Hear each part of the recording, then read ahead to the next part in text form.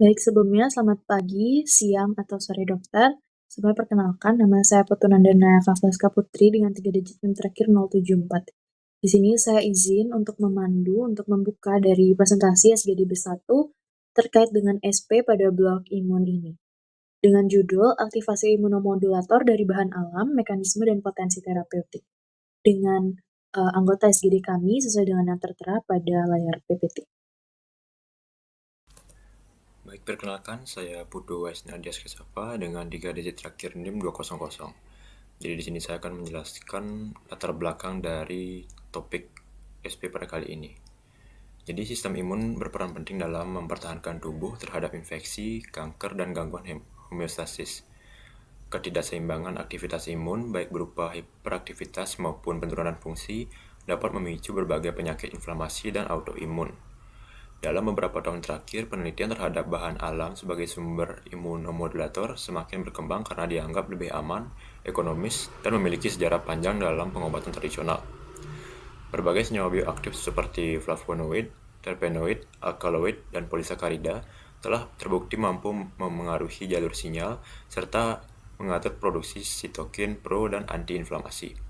Senyawa tersebut dapat menstimulasi atau menekan sistem imun sesuai kebutuhan fisiologis sehingga berpotensi digunakan dalam terapi penyakit infeksi, inflamasi kronis, dan kanker. Dengan demikian, kajian terhadap mekanisme dan potensi terapeutik imunomodulator dari bahan alam menjadi penting untuk mendukung pengembangan terapi modern yang lebih efektif dan lebih aman. Adapun rumusan masalah yang diambil untuk topik kali ini, yaitu yang pertama adalah bagaimana mekanisme kerja senyawa-senyawa bioaktif dari bahan alam dalam mengaktifasi atau memodulasi sistem imun manusia. Yang kedua, apa saja jenis dan contoh senyawa bahan alam yang memiliki aktivitas imunomodulator. Yang ketiga, sejauh mana potensi terapeutik imunomodulator dari bahan alam dapat dikembangkan dalam bidang kesehatan modern. Om Swastiastu Dokter, nama saya Rachel Renata Rihi dengan 3 digit NIM terakhir 146. Pada kesempatan kali ini saya akan menjelaskan mengenai tujuan dari penulisannya student project ini. Yang pertama adalah untuk menjelaskan mengenai mekanisme kerja senyawa-senyawa bioaktif yang terdapat dalam bahan alam dalam mengaktifasi atau memodulasi sistem imun manusia. Yang kedua adalah untuk memaparkan jenis dan contoh senyawa bahan alam yang memiliki aktivitas sebagai imunomodulator. Dan yang ketiga adalah untuk menguraikan sejauh mana potensi terapeutik imunomodulator dari bahan alam dapat dikembangkan dalam bidang kesehatan modern. Selain daripada tujuan, ada pula manfaat dari ditulisnya student project ini. Yang pertama, jika dilihat dari kacamata akademis, diharapkan student project ini dapat menambah ilmu pengetahuan bagi mahasiswa kedokteran dan tenaga kesehatan mengenai bahan alam dan relevansinya dengan imun manusia. Yang kedua, jika dilihat dari kacamata klinis, diharapkan student project ini dapat membantu mengelaborasi informasi mengenai bahan alam sebagai imunomodulator terhadap sistem imun manusia, memberikan informasi mengenai mekanisme kerja dan potensi terapeutiknya sebagai opsi terapi alternatif. Izin perkenalkan, nama saya Serafin Kristiani Salim dengan 3 digit NIM terakhir 098. Saya izin untuk menjelaskan konsep dasar dari sistem imun. Sistem imun adalah mekanisme pertahanan tubuh terhadap berbagai agen berbahaya seperti bakteri, virus, jamur, dan juga parasit. Sistem ini bekerja melalui dua komponen utama. Yang pertama yaitu imun bawaan atau innate immunity yang memberikan perlindungan awal dan tidak spesifik, dan juga imun adaptif atau adaptive immunity yang memberikan respon spesifik dan memiliki kemampuan memori terhadap patogen. Imun bawaan atau innate immunity itu adalah pertahanan pertama yang bersifat non-spesifik dan memberikan respon yang cepat terhadap berbagai patogen. Komponen utama dari innate immunity ini meliputi penghalang fisik dan kimia, seperti kulit, membran mukosa, cairan tubuh, hingga enzim seperti lisosim yang mampu merusak dinding bakteri. Sel-sel fagosit seperti neutrofil, makrofag, dan juga sel dendritik juga melakukan fagositosis untuk menelan dan menghancurkan patogen. Ada juga sel natural killer yang mampu mengenali dan membunuh sel tubuh yang terinfeksi atau abnormal. Sistem komplement dan mediator kimia berupa sitokin juga mengatur dan memperkuat respon imun ini. Untuk adaptive immunity, ini terjadi ketika limfosit B dan T mengenali antigen spesifik yang masuk ke dalam tubuh. Di sini, limfosit B memiliki kemampuan untuk menghasilkan antibodi khusus yang dapat menetralkan patogen atau menandai patogen tersebut agar mudah dihancurkan oleh sel-sel imun lain. Sedangkan limfosit T, yang terdiri dari beberapa subtipe, yaitu T helper, ini berfungsi untuk membantu aktivasi dan koordinasi respon imun dengan memproduksi sitokin, serta T sitotoksik yang berperan langsung dalam menghancurkan sel yang telah terinfeksi. Setelah terjadi paparan antigen untuk pertama kalinya, sistem adaptive immunity ini tidak hanya menghasilkan respon terhadap antigen tersebut, namun juga membentuk memori imunologis atau sel memory. Sel memori ini yang memungkinkan sistem imun untuk merespon lebih cepat dan juga lebih kuat jika terjadi paparan ulang terhadap antigen yang sama, sehingga memberikan perlindungan di jangka panjang. Namun, sistem imun ini juga memiliki mekanisme pengaturan yang sangat penting untuk menjaga keseimbangan dan menghindari reaksi berlebihan yang dapat merusak jaringan tubuh. Mekanisme ini melibatkan sel-sel regulator seperti regulatory T cells yang mempersiapkan toleransi imun terhadap antigen sendiri, sehingga ini mencegah munculnya penyakit autoimun. Jika mekanisme pengaturan ini gagal, dapat timbul berbagai gangguan imun seperti penyakit autoimun, alergi, atau kegagalan dalam mengenali jaringan tubuh sendiri. Baik, di sini saya izin untuk melanjutkan, namun sebelum itu izinkan saya memperkenalkan diri. Nama saya Made Ratna Dewanti dengan 3 digit terakhir yaitu 026. Di sini saya akan memaparkan imunomodulator sebagai definisi dan juga klasifikasinya. Imunomodulator sendiri merupakan zat atau obat yang berfungsi untuk mengatur dan juga memodulasi aktivitas sistem imun baik dengan cara menstimulasi, menekan maupun menyeimbangkan respon imun tubuh. Berdasarkan fungsinya, imunomodulator dibagi menjadi 2 jenis, yaitu ada imunostimulan untuk meningkatkan sistem imun dan juga imunosupresan untuk menekan respon imun yang berlebihan. Zat ini dapat berasal dari bahan alami, sintetis, ataupun rekombinan dan sering digunakan secara klinis untuk membantu pasien dengan gangguan sistem imun seperti kanker, HIV, AIDS, alergi, dan juga malnutrisi. Mekanisme kerjanya meliputi pengaturan aktivitas sel imun, modulasi produksi sitokin, dan juga serta penginduksian toleransi imun melalui sel T regulator. Imunosupresan sendiri merupakan obat yang menekan aktivitas sistem kekebalan tubuh untuk mencegah penolakan transplantasi, mengendalikan autoimunitas, ataupun meredakan peradangan kronis dengan mekanisme seperti inhibisi sel T, penghambatan proliferasi limfosit, dan juga penekanan produksi sitokin proinflamasi. Golongan utamanya meliputi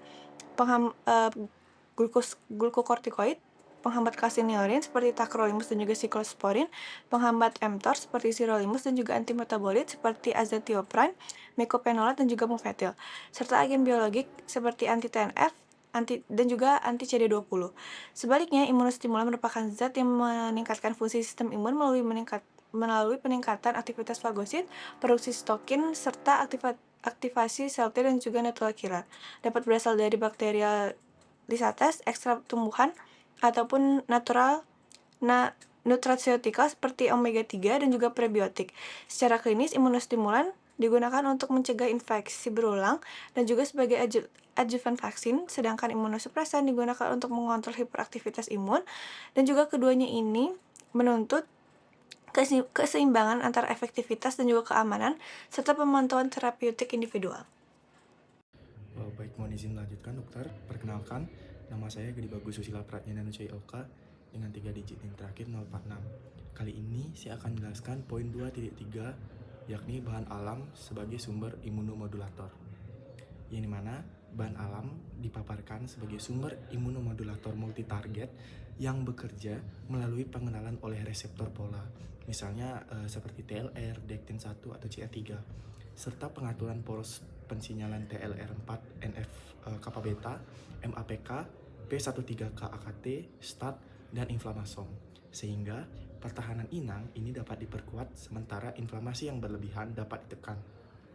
Dalam kerangka ini, kandidat utama itu dijelaskan mencakup polisakarida seperti beta-glukan dan fucoidan, terpenoid seperti ginesosida, andrografolida, dan polifenol atau seperti kurkumin yang memodulasi sel dendritik, makrofag, sel T, dan sel natural killer melalui penataan profil sitokin dan ekspresi gen imun. Yang mana bukti praklinis serta temuan awal klinis telah ditunjukkan menghasilkan peningkatan fagositosis, pemicu tren immunity, dan penguatan respon antibodi sehingga prospek sebagai adjuvan imun dinilai terbuka. Di sisi lain, variabilitas bahan baku dan proses ekstraksi perlu dikendalikan melalui standarisasi mutu serta pemantauan keselamatan, termasuk potensi interaksi obat herbal dengan pengelolaan mutu keselamatan yang ketat. bahan alam ini dapat ditempatkan sebagai kandidat imunomodulator yang layak untuk strategi terapi berbasis bukti. Baik, terima kasih atas waktunya. Sebelum perkenalkan, nama saya Niwan Kisyamara Putri dengan 3 digit NIM terakhir saya 050. Nah, pada kesempatan ini saya akan membahas mengenai contoh bahan alam dengan aktivitas imunomodulator. Nah, bahan-bahan ini sudah banyak diteliti karena potensinya untuk mendukung daya tahan tubuh serta aplikasinya dalam penyakit inflamasi dan juga infeksi. Baik, untuk yang pertama adalah kunyit atau kurkuma longa. Jadi kandungan aktifnya itu berupa kurkumin yang mampu untuk menekan jalur inflamasi utama seperti NF-κB dan juga NLRP3 inflamasom, serta bisa mengatur keseimbangan sitokin pro dan juga antiinflamasi. Nah, penelitian menunjukkan bahwa suplementasi kurkumin itu dapat menurunkan kadar CRP dan juga ESR pada pasien rheumatoid arthritis dan juga colitis ulceratif. Kurkumin juga bersifat antioksidan dan antiinflamasi sehingga berpotensi sebagai terapi tambahan pada penyakit imun kronis. Lalu untuk yang kedua adalah beta-glukan. Jadi zat ini merupakan polisakarida alami dari jamur, ragi, dan juga serealia. Beta-glukan ini bekerja mengikat reseptor dektin 1 dan juga CR3 pada makrofag dan sel dendritik, sehingga meningkatkan fagositosis, sekresi sitokin, dan aktivasi sistem imun bawaan. Nah, contohnya itu ada beta-glukan dari jamur Trametes versicolor yang terbukti mencegah infeksi influenza dan kini dikembangkan sebagai adjuvan imun pada terapi kanker. Lalu untuk yang ketiga adalah Astragalus membranaceus. Fraksi polisakaridanya, Astragalus polisakarida atau APS itu terbukti memperkuat organ imun seperti timus dan juga limpa, meningkatkan aktivitas makrofag, sel NK, serta limfosit T dan juga B, lalu bisa menurunkan sitokin proinflamasi seperti TNF-alpha, IL-6, dan juga IL-1 beta. Nah, selain itu, APS ini juga meningkatkan antioksidan SOD sehingga membantu menjaga keseimbangan respon imun. Nah, yang terakhir atau yang keempat adalah Panax ginseng. Senyawa aktifnya itu berupa ginsenoside yang mampu mengatur mikrolingkungan imun dan juga tumor dengan mengaktifkan sel NK, mematangkan sel dendrit, serta meningkatkan produksi IL-12 dan juga TNF-alpha. Nah, ginseng juga dapat membantu meningkatkan daya tahan tubuh, mencegah infeksi, dan dapat digunakan sebagai terapi tambahan pada kanker dan imunodefisiensi ringan. Nah, jadi keempat bahan alam ini mempunyai mekanisme yang berbeda tapi saling melengkapi, mulai dari menekan inflamasi, meningkatkan aktivitas sel imun, hingga menjaga keseimbangan sistem imun tubuh. Baik, sekian yang dapat saya sampaikan. Terima kasih. Baik, selanjutnya saya akan menjelaskan mengenai mekanisme kerja bahan alami sebagai imunomodulator pada penyakit tertentu. Sebelumnya perkenalkan, nama saya Faustina Laudia Vivia dengan 3 digit NIM terakhir 232. Jadi secara umum bahan-bahan alami seperti phytochemical, polisakarida, saponin, polifenol, terpenoid, alkaloid, dan senyawa laut bioaktif dapat bertindak sebagai imunostimulan, imunosupresan, atau adjuvan yang membantu menyeimbangkan sistem imun bawaan dan adaptif. Secara molekuler, banyak senyawa alami bekerja dengan menghambat jalur NF-κB dan MAPK sehingga menurunkan produksi sitokin proinflamasi seperti TNF-alpha, interleukin 1 beta, dan interleukin 6. Polifenol dan polisakarida juga berperan dalam menyeimbangkan sel TH1, TH2, TH17, dan TREG yang penting dalam mengendalikan autoimunitas dan alergi. Polisakarida seperti beta-glukan mengaktifkan reseptor dektin 1 dan TLR, meningkatkan fagositosis dan maturasi sel dendritik.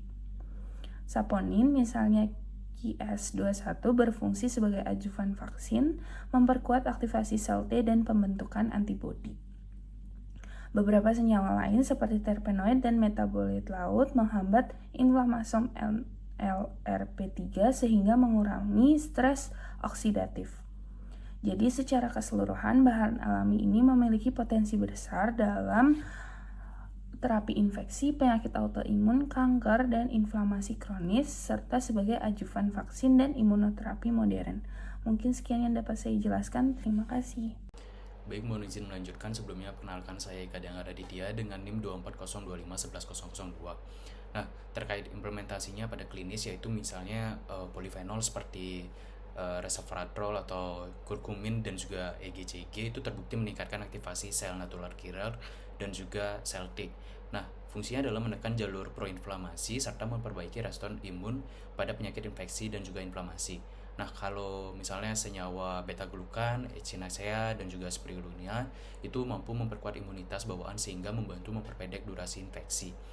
Meskipun hasil antar studi itu masih bervariasi, namun kita coba misalnya pada penyakit neurodegeneratif misalnya seperti Alzheimer atau Parkinson, itu polifenol itu berperan menyeimbangkan aktivitas mikroglia menuju fenotipe yang lebih protektif terhadap neuron.